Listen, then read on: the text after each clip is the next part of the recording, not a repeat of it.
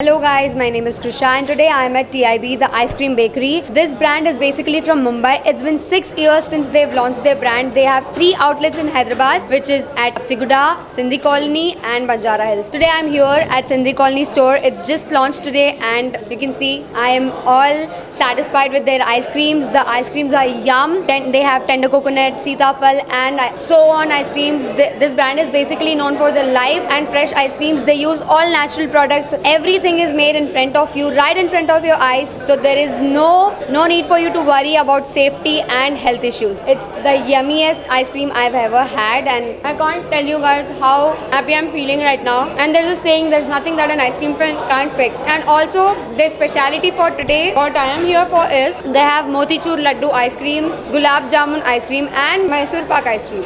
Yes, you heard it right. They have sweets ice cream. Can you imagine that? So please guys do visit your nearest TIB as soon as possible and enjoy.